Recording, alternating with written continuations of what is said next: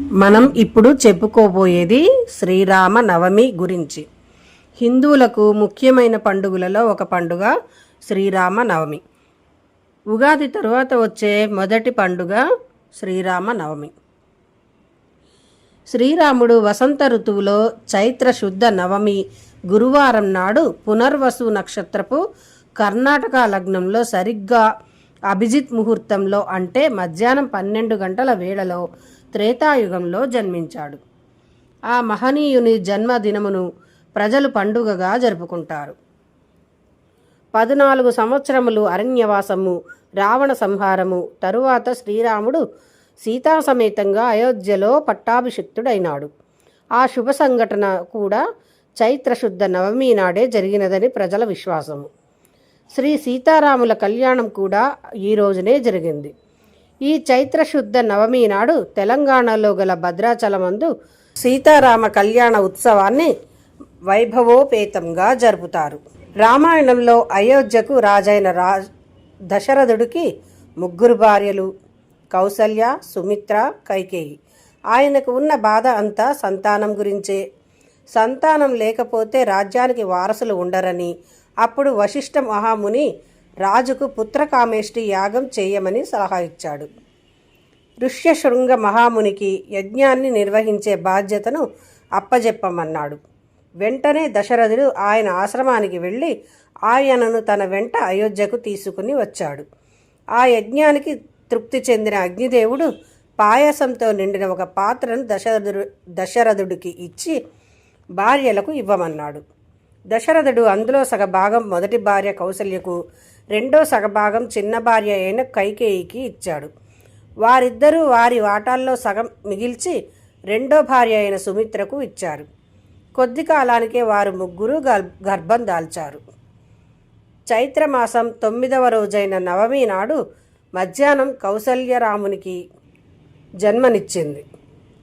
అలాగే కైకేయి భరతుడికి, సుమిత్ర లక్ష్మణ శత్రుఘ్నులకు జన్మనిచ్చారు. శ్రీరాముడు ధర్మ సంస్థాపనార్థం అవతరించిన శ్రీ మహావిష్ణువు యొక్క 7వ అవతారం. రావణుని అంతమొందించడానికి అవతరించిన వాడు. హిందూ మతంలో శ్రీరామనవమికి ఎంతో ప్రాధాన్యత ఉంది. హిందూ మతాన్ని విశ్వసించే వారందరూ శ్రీరామనవమి పండుగ రోజున శ్రీ సీతారాముల కళ్యాణ మహోత్సవాన్ని ఘనంగా నిర్వహిస్తారు. అదేవిధంగా శ్రీరాముని ఆలయాలు, ఆంజనేయ స్వామి ఆలయాలు ప్రత్యేక పూజలు నిర్వహిస్తారు. ఈ నేపథ్యంలో ఈసారి శ్రీరామనవమి సీతారాముల కళ్యాణం పూజా విధానము ఎంతో ఘనంగా చేస్తున్నారు. పురాణాల ప్రకారం విష్ణువు 7వ అవతారమే శ్రీరాముడు. తనకు చిన్నప్పటి నుంచి దురాశ, దుర్గుణాలు వంటివి లేవు.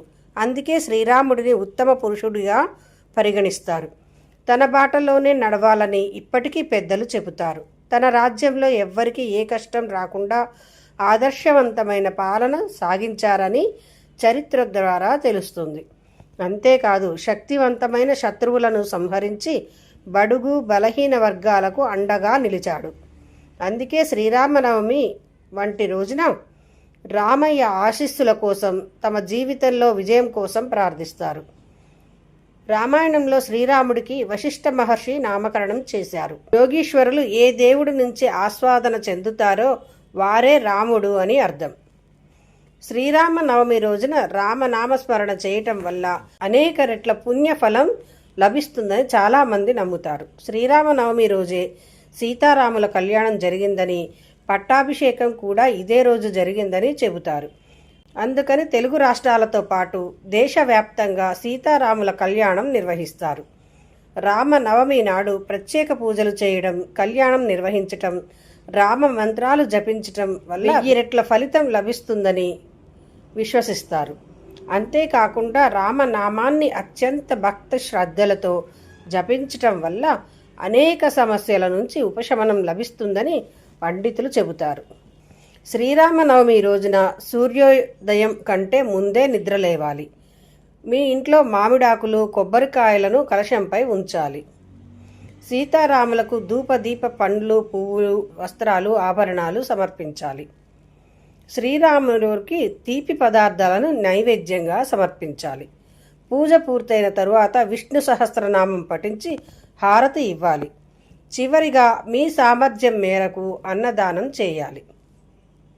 రామ అనే 2 అక్షరాలను జపించటం వల్ల మనలో ఏకాగ్రత పెరిగి ఆధ్యాత్మిక రంగంపై ఆసక్తి పెరిగేలా చేస్తుంది. అంతేకాదు, ఈ ఒక్క నామంతో దుష్ఫలితాలను పోగొట్టుకోవచ్చు. ఈ మంత్రాలను పఠించడానికి ముందు ఆ భగవంతుని ఫోటో లేదా విగ్రహం ముందు దీపం వెలిగించాలి. ఇలా చేయటం వల్ల శుభ ఫలితాలు వస్తాయని పండితులు చెబుతున్నారు.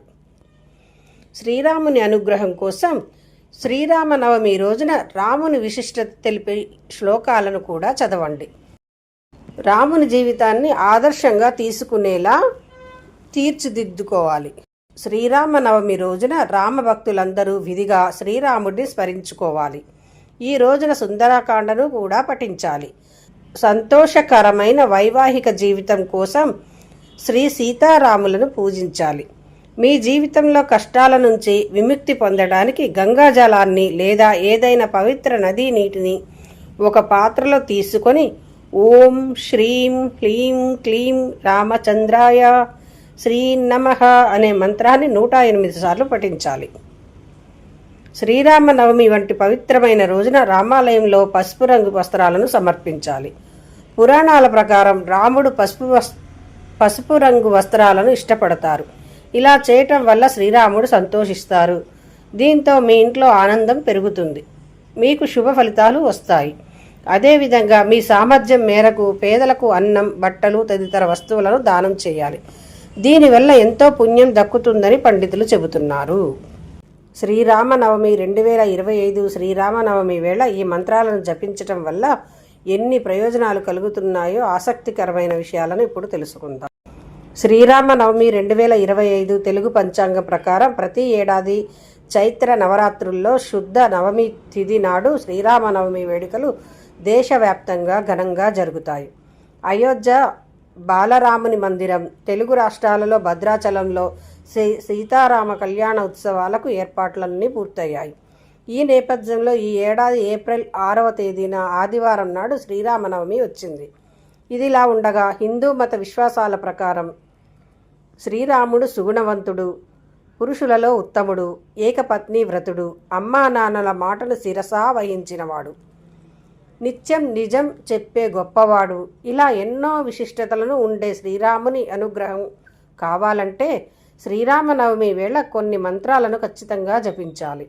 ఇవి అత్యంత శక్తివంతమైనవి. ఈ నేపథ్యంలో శ్రీరామనవమి వేళ శ్లోకాలను పఠిస్తే శ్రీ మహావిష్ణువు సహస్రనామం పఠించినట్టే అని పండితులు చెబుతున్నారు. ఈ సందర్భంగా శ్రీరామనవమి వేళ మంత్రాలను పఠించడం వల్లే కలిగే లాభాలు ఎన్నో. శ్రీరామ రామ రామేతి రమే రామే మనోరమే సహస్రనామ తత్తుల్యం రామనామ వరాననే. ఈ ఒక్క శ్రీరాముని శ్లోకం పఠించడం వల్ల శ్రీ మహావిష్ణువు సహస్రనామం పఠించినంత ఫలితం వస్తుందని శివయ్య తన భార్య పార్వతీదేవితో చెప్పినట్లు పురాణాల్లో వివరించబడింది. ఈ మంత్రంలో రకారము రుద్రుడిని, అకారము బ్రహ్మయ్యను, మాకారము శ్రీహరిని సూచిస్తుంది. అందుకే రామ అనే పదాన్ని బ్రహ్మ విష్ణు మహేశ్వర రూపంగా పరిగణిస్తారు. శ్రీరామనవమి రోజున రాముడికి ప్రత్యేక పూజలు చేసి శ్రీరాముల కళ్యాణంలో పాల్గొని రామ మంత్రాలను జపించడం వల్ల సకల పాపాలు తొలగిపోవడమే కాదు, అనారోగ్యం నుంచి కూడా ఉపశమనం లభిస్తుందట. అందుకే ఈ పవిత్రమైన రామనామాన్ని ఖచ్చితంగా జపించండి. పురాణాల ప్రకారం ఈ నామాన్ని ఉచ్చరించడం వల్ల పుట్టుకతోనే అతి కిరాతకంగా ఉండబోయే వాల్మీకి మహర్షిగా అవతరించి గొప్ప కావ్యాన్ని రచించే స్థాయికి ఎదిగాడు. తను గొప్ప స్థాయికి ఎదిగేందుకు రామ రామ రామ అనే తారక మంత్రం ఎంతగానో తోడ్పడింది. రామ అనే 2 అక్షరాలను జపించడం వల్ల మనలో ఏకాగ్రత పెరిగి ఆధ్యాత్మిక రంగంపై ఆసక్తి పెరిగేలా చేస్తుంది. అంతేకాదు, ఈ ఒక్క నామంతో దుష్ఫలితాలను పోగొట్టుకోవచ్చు. ఈ మంత్రాలను పఠించడానికి ముందు ఆ భగవంతుని ఫోటో లేదా విగ్రహం ముందు దీపం వెలిగించాలి. ఇలా చేయటం వల్ల శుభ ఫలితాలు వస్తాయని పండితులు చెబుతున్నారు. శ్రీరామనవమి రోజున రాముని విశిష్టత తెలిపే ఈ శ్లోకాలను కూడా చదవండి. వారు రాముని జీవితం ఆదర్శంగా తీసుకునేలా తీర్చిదిద్దండి. ఇచ్చిన మాటకు కట్టుబడి ఉండడం, ధర్మాన్ని పాటించడం, ఏకపత్ని వృతుడిగా ఉండడం, ఎల్లప్పుడూ నిజం మాట్లాడటం, మంచి ప్రవర్తన సద్గుణాలకు చిహ్నం రామయ్య అనేంతలా మారిపోయాడు రాముడు. ఇదిలా ఉండగా శ్రీరామనవమి వేళ ఉపవాసం ఉండటం, దేవాలయాలను సందర్శించడం, ప్రత్యేక ప్రార్థనలు చేయటం, రాముడి జన్మదినాన్ని పురస్కరించుకొని అన్నదానాన్ని చేయటం వంటి కార్యక్రమాలను ఘనంగా నిర్వహిస్తారు. అంతేకాకుండా 2 తెలుగు రాష్ట్రాల్లో శ్రీరామనవమి రోజున స్వామివారికి అన్ని రకాల పూజలు, పళ్లతో పాటు పానకం, బెల్లం, వడపప్పు వంటి వాటిని కూడా నైవేద్యంగా సమర్పిస్తారు. Please like, share and subscribe. Thank you for watching.